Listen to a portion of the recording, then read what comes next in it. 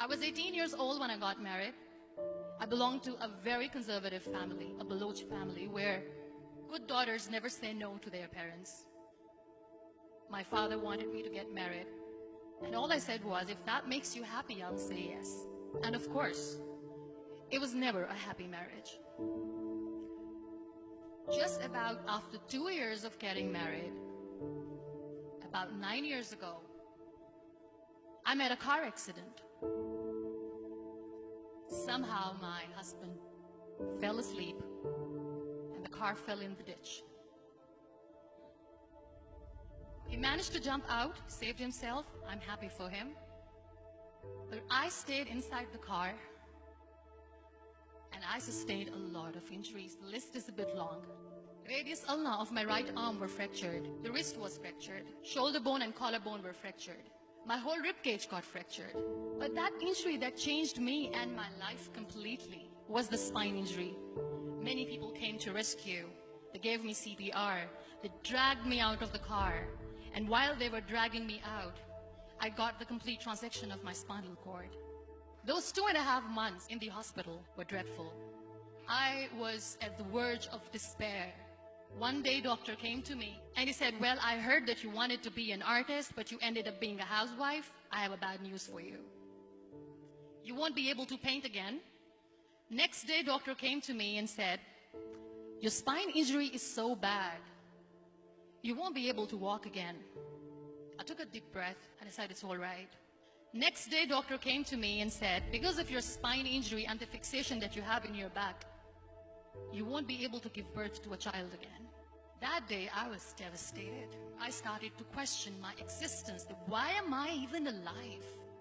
So what kept me going was, one day I asked my brothers, I know I have a deformed hand, but I'm tired of looking at these white walls in the hospital and wearing these white scrubs. Bring me some colors, bring me some small canvas. I want to paint. So the very first painting I made was on my deathbed, where I painted for the very first time. What an amazing therapy it was. Without uttering a single word, I could paint my heart out. I could share my story.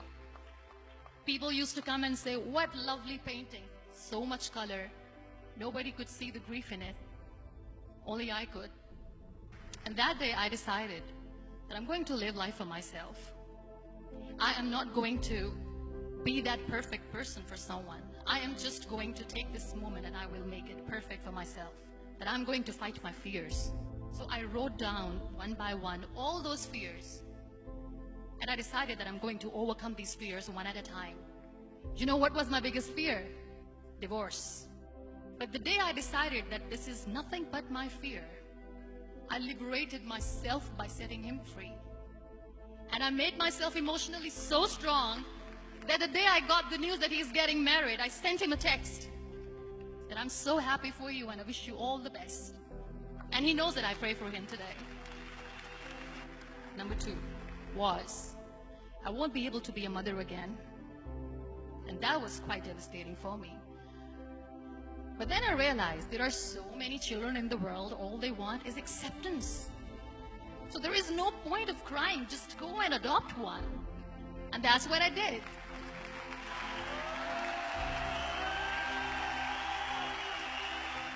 I gave my name in different organizations, different orphanages, and I waited patiently. 2 years later, I got this call from a very small city in Pakistan. I got a call and they said, are you Muniba Mazari? There is a baby boy and would you like to adopt? I could literally feel the labor pain. I said, yes, yes, I am going to adopt him. I am coming to take him home. And that day, I was 2 days old, and today he's 6. You know, when you end up being on the wheelchair, what's the most painful thing?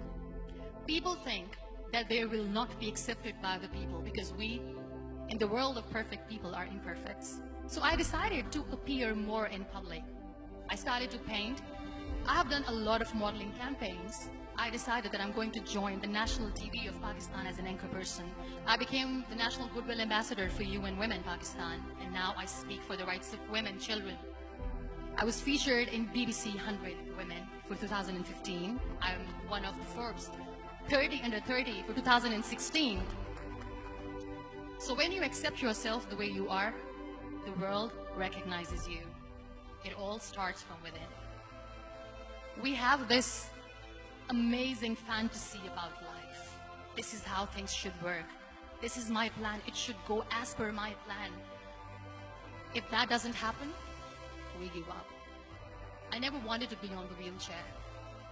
Never thought of being on the wheelchair. This life is a test and a trial, and tests are never supposed to be easy. So when you're expecting ease from life, and life gives you lemons, then you make the lemonade, and then do not blame life for that.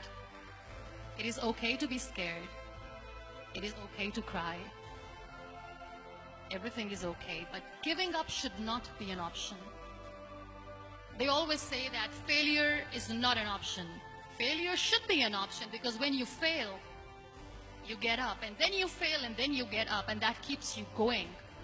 Embrace each and every breath that you are taking. Celebrate your life. Live it. Don't die before your death.